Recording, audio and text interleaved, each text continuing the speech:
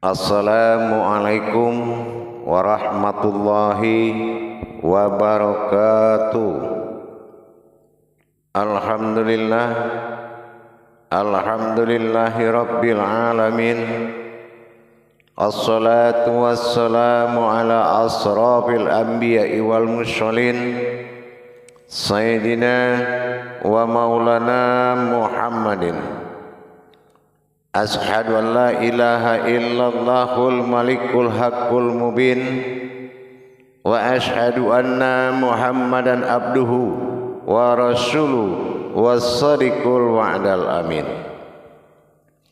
Allahumma salli wa sallim wa barik wa karim ahzanul nabil karim idinil lazi min jamalika wa innal lazi min jalalika wa innahu min kitabika wa tahirin wal mujahidina amma ba'du ibadullah. Bersyukur kita kepada Allah dengan mengucapkan alhamdulillahirabbil alamin atas segala limpahan karunia, rahmah dan hidayahnya, serta dengan izinnya juga kita dapat menjalankan amanahnya, beramal dan beribadah zahir batin dunia dan akhirat. Bersalam kita tidak akan pernah kita lupakan. Marilah sama-sama kita sampaikan kepada junjungan kita Nabi Allah, Nabiul Akhir Zaman, Rasulullah Muhammad sallallahu alaihi wasallam. Atasnya kalimahnya kita kalamkan dengan membacakan Allahumma sholli ala sayyidina Muhammad wa ala alihi sayyidina Muhammad. Alhamdulillah jamaah, para hadirin dan hadirat, kaum muslimin dan muslimat dimanapun berada, rahimakumullah.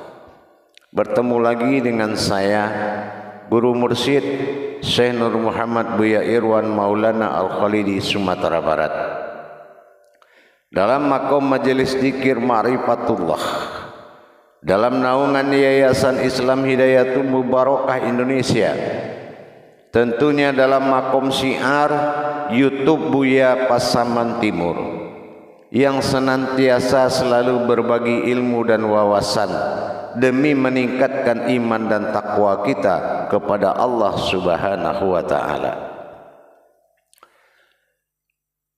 Alhamdulillah, para jemaah dan para hadirin kaum muslimin dan muslimat rahimakumullah. Kalau kita berbicara tentang pendekatan diri kepada Allah, ini memiliki konsep-konsep tauhid dan tajalli yang teratur. Kebanyakan kita menghalalkan sesuatu yang Allah sangat sensitif terhadap itu, yaitu menghalalkan ma'rifat di dalam mengambil keputusan keyakinan. Kalau ini tidak benar-benar berlandaskan kebenaran Allah, ma'rifat tidak bertajalli di atas tersiratnya sebuah surat, ini akan membawa kita ke alam takhabur yang sangat tinggi. Yang kedua,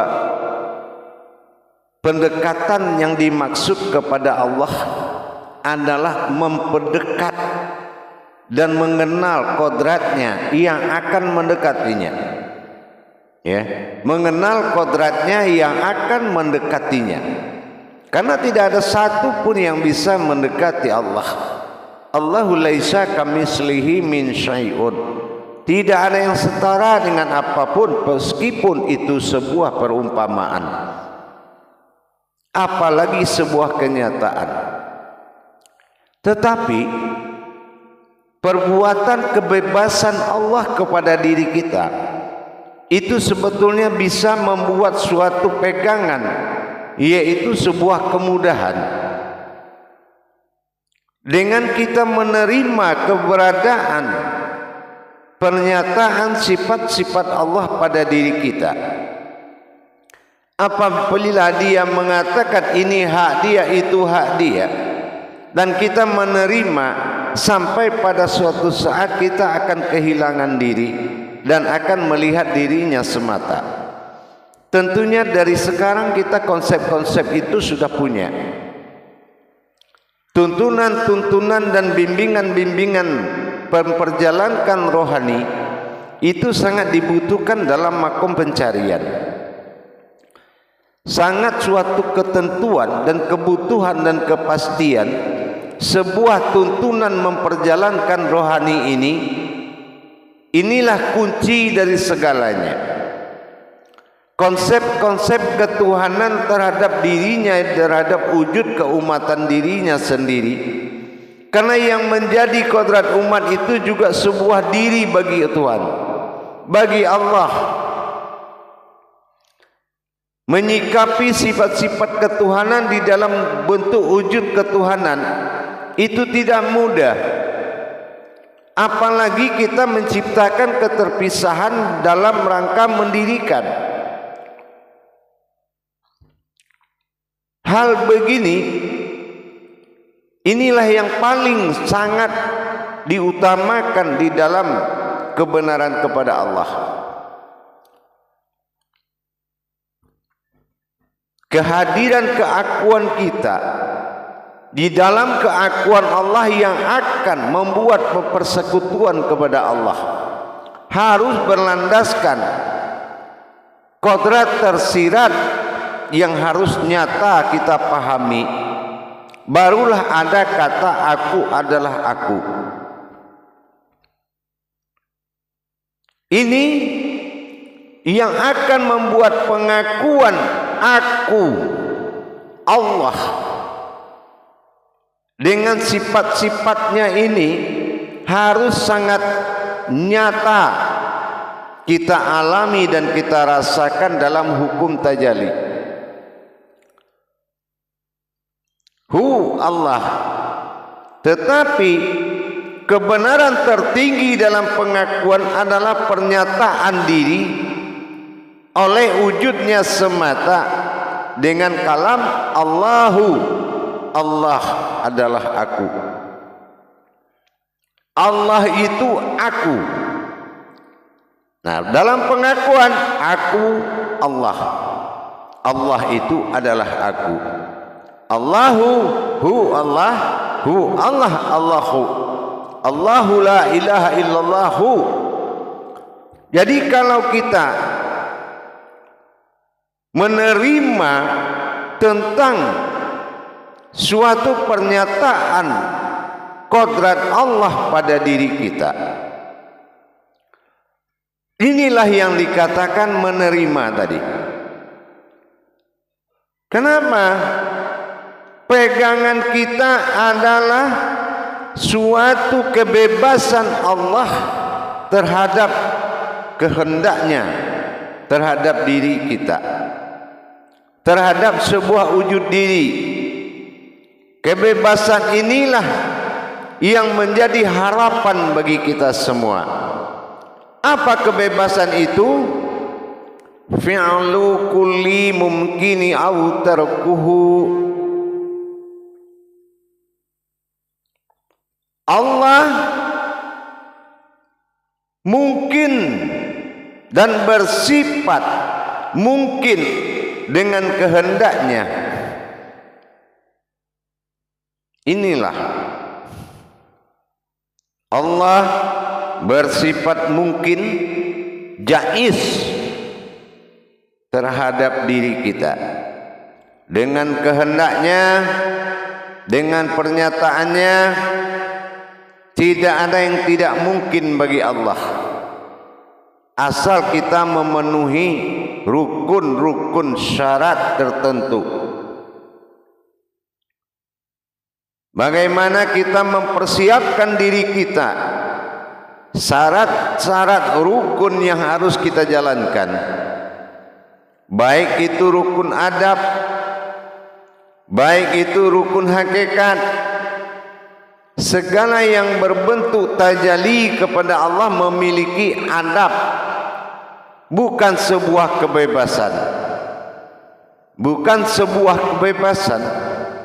Yang melaksanakan kebebasan itu adalah Allah kepada diri sebuah wujud umat.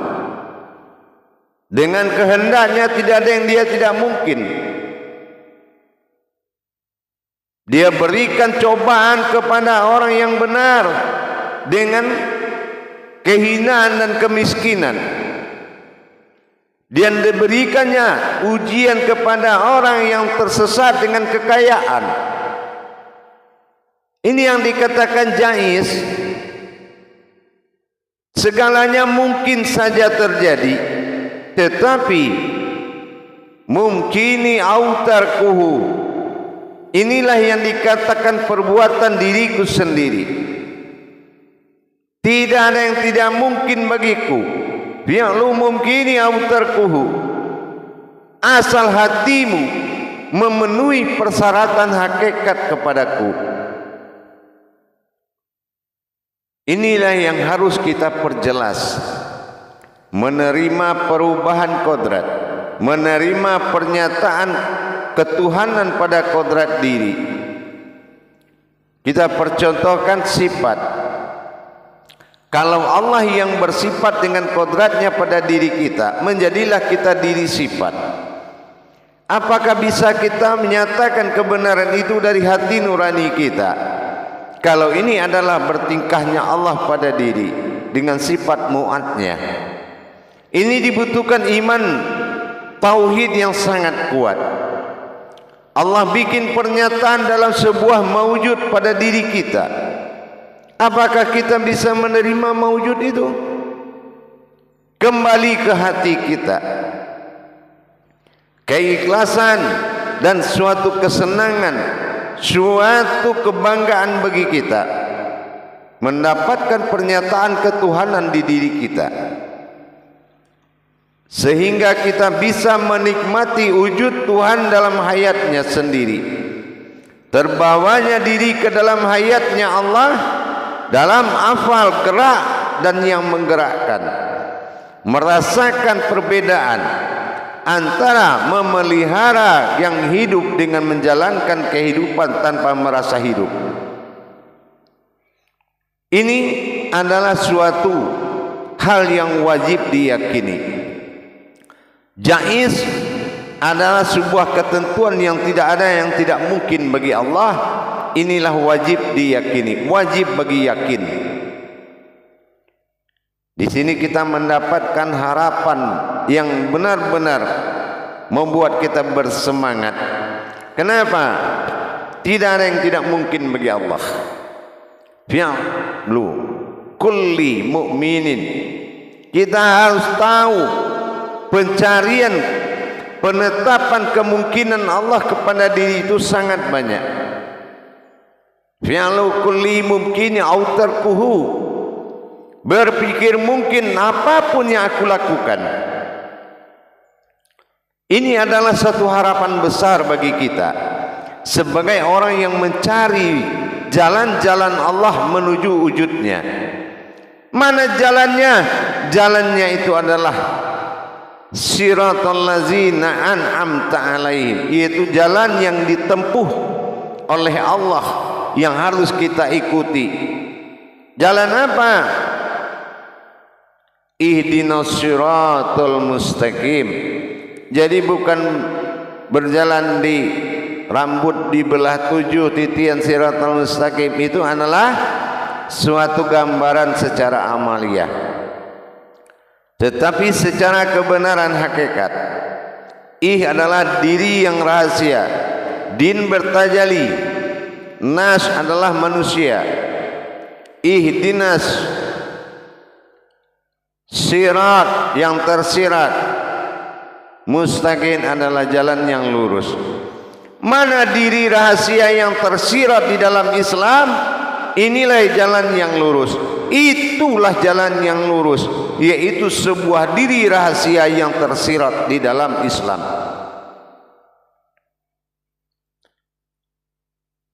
Para hadirin dan jamaah yang dirahmati Allah, dengan kita memahami makna yang tidak mungkin bisa bagi Allah itu tidak mungkin bagi kita, mungkin bagi Allah. Tidak Tidak ada yang tidak mungkin. Fi'lu kulli mumkini aw tarkuhu. Ini harapan kebebasan Allah kepada diri dan merubah dan serta menetapkan.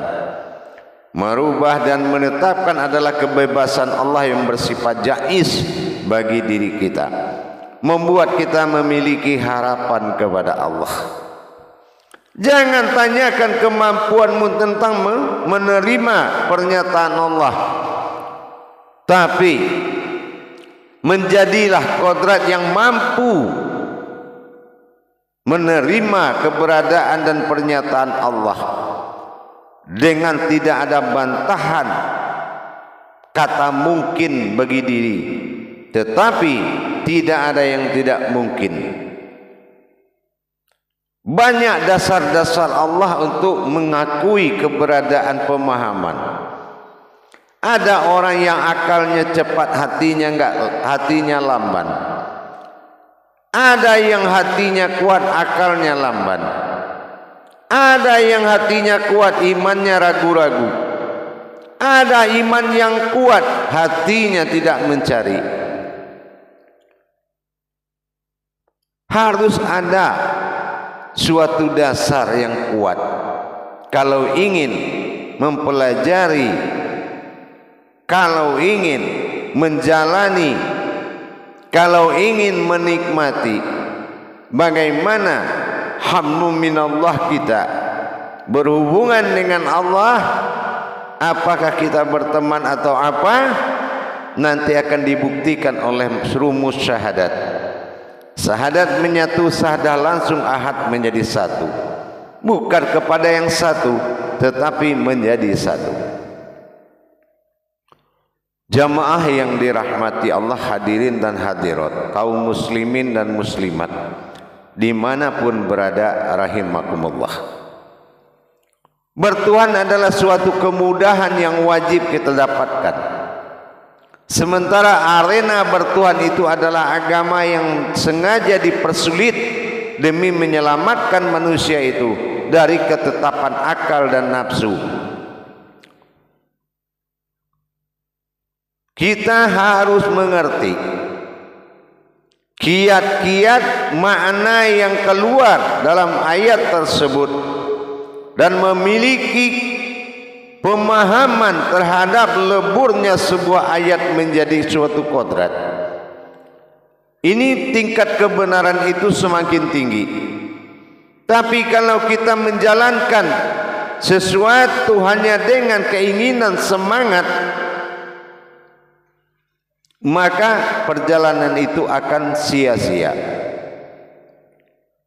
Untuk itu para hadirin dan hadirat, mari kita perluas pandangan kita kepada Allah, yang mana Allah menuntut jabarnya kita bisa menjabarkan apa yang disampaikannya, apa yang dia tulis.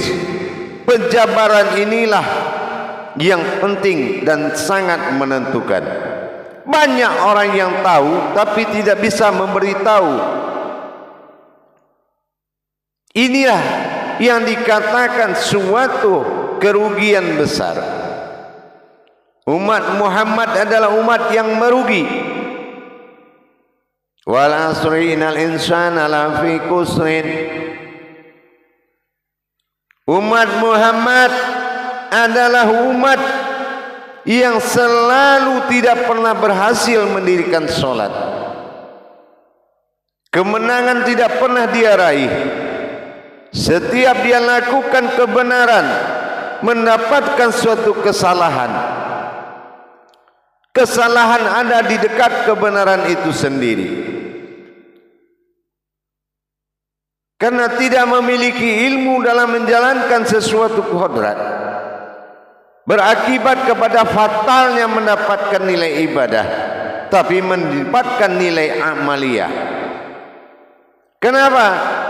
Karena tidak dulu mengkaji apa yang harus menjadi suatu pandangan tetap, tetapi memakai dan melalui tanpa dasar mentadabur kajian itu, sehingga semuanya ada di dalam alam khayal. Begitu juga kita mendirikan sesuatu perintah Allah dan menjalankan perintah berayat, perintah berukun dan perintah berakaat, tapi kita lakukan dengan amaliyah semua, apa itu tidak rugi? Mana nikmat yang besar itu? Wa mimma razaqnahum yunfikun. Mana rezeki yang besar itu? Setelah allazina yu'minuna wa bil ghaib, setelah kita melalui masa hakikat, wa yuqimunas salat, bertajalli di dalam salat. Tapi kalau kita belum melalui masa tauhid diri,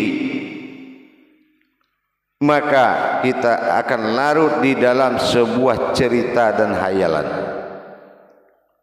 yang berdalil akan kaji, tetapi adalah suatu pengetahuan, bukan kajian. Jamaah para hadirin dan hadirat, marilah kita bersemangat di dalam bertajali kepada Allah, karena tidak ada lagi yang tidak mungkin bagi Allah. Fi'lu mungkin tarkuhu, fi'lu mungkin kulli tarkuhu. Bisakah kita menerima dengan keyakinan tidak ada yang tidak mungkin bagi Allah? Dengan adanya pernyataan tadi, maka terbukalah hati kita untuk lebih meningkatkan daya faham kita terhadap makna-makna yang dijadikan suatu kejadian ke diri kita. Memaknai suatu kejadian adalah suatu hal yang paling bagus dan sangat diharapkan. Tetapi lari dari kejadian dan yang tidak mengerti makna adalah suatu kebodohan.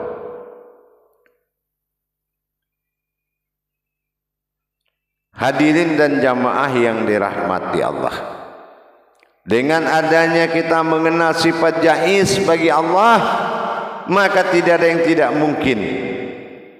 Semua mudah bagi Allah. Mari kita sama-sama di jalan tauhid yang benar. Butuhnya sesuatu pandangan kepada Allah, adab akan siap melayani kodrat-kodrat yang ditetapkan oleh Allah. Sama artinya kita melaksanakan suatu penghormatan salamun haula min Rabbi Rahim. Kita ingin bersalaman dengan seorang pemimpin agama, guru agama, guru diri, Amirul Mukmin. Kenapa kita harus tempelkan kepala kita, kening kita ke tangannya?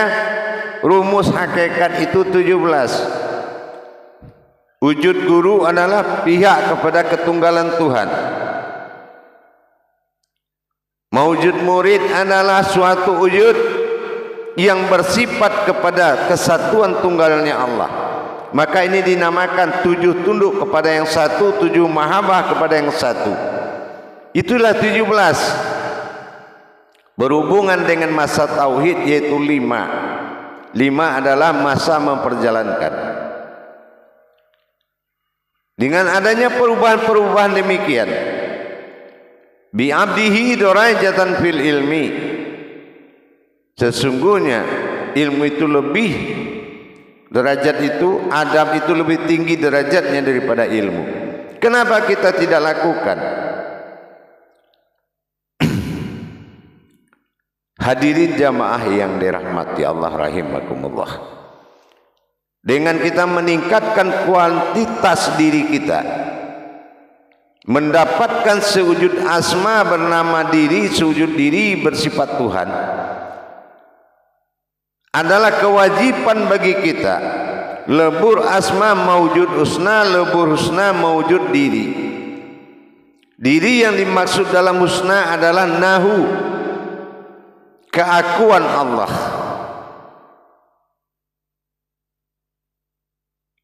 Untuk itu para hadirin dan jamaah, insya Allah dengan kita mengharapkan kebebasan Allah terhadap diri kita, semakin kita memicu semangat yang kuat untuk mendapatkan kebenaran Allah pada diri.